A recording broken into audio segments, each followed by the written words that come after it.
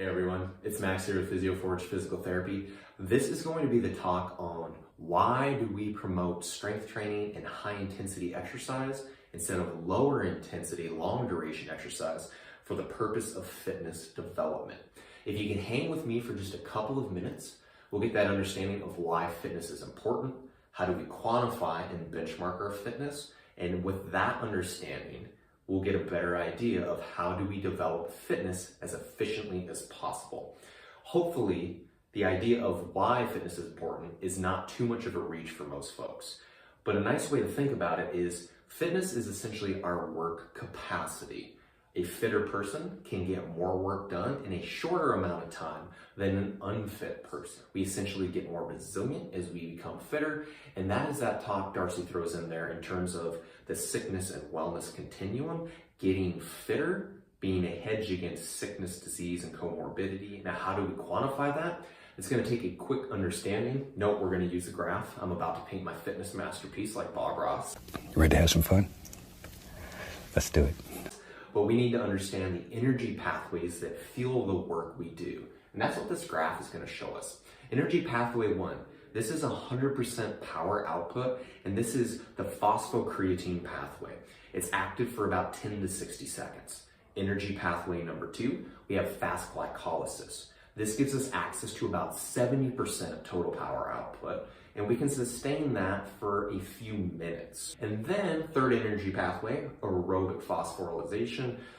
Big $5 word, paid a bunch of money and got some student loan debt to learn it. Nerd alert! But essentially, that is our aerobic pathway, and that is what is fueling bouts from minutes up to hours. And we can produce about 40% of our total power output in those type of efforts. If we quantify that on a graph really quick, we have 10 seconds, 1 minute, and 2 minutes. This axis is time, and this axis is power. So if we think of full power output, phosphocreatine pathway, maybe that is a 200-pound back squat, or maybe that is lifting something heavy up off the ground, putting it in the back of a truck or in a trailer. Quantified on this graph, we have 100% power output. We've got our time domain. Let's say our line looks something like this. Ooh, drawing pretty straight lines today. And we've benchmarked that. We can quantify it. Let's say 200-pound back squat or a 200-pound deadlift, for example. Next energy pathway we talked about, fast glycolysis. We have 70% power output. Give us a 70. That line will look something like this. And now maybe this is a 400-meter run. Yeah, I could do my 400-meter run in, 2 minutes, for example.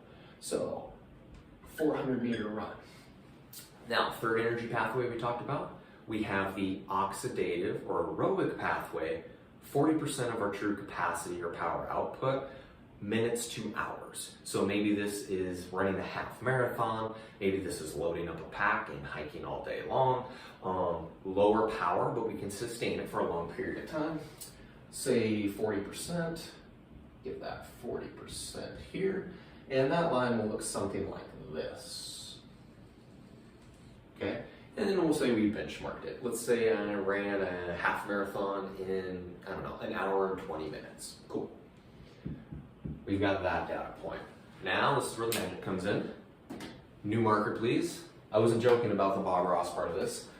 We can then connect these dots for energy pathway 1, energy pathway 2, energy pathway 3.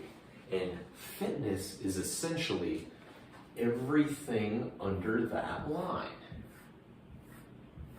So I've just quantified my fitness and explained it. So everything shaded under the graph. This also comes, this methodology and this description, this definition, from CrossFit.com specifically, or I should say CrossFit, not CrossFit.com. And we're borrowing from that to explain why we program fitness and that influence on the programming we give and promote to all of you.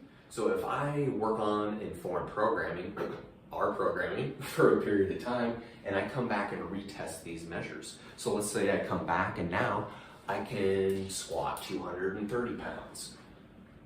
That mark is a little bit higher, and maybe my 400-meter run this energy pathway is also developed, I'm more fit. Maybe my 200-meter run is 1 minute and 40 seconds. So that's more power. New line is up here. And maybe my half marathon time improved as well. So data point up here. Beautiful. We connect the lines. Gotta give those noises. And now the new curve for fitness, your increase in fitness, is everything now under the line. So we can see a quantifiable increase, and because we're playing with more of our fitness development on this end of the graph, we have bigger room for growth than the low power side of the equation, right?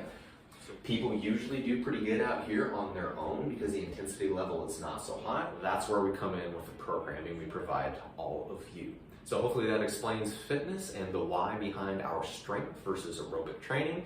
Use that information and keep it in mind next time you're in a workout and it feels like your lungs are bleeding because you're pushing so hard.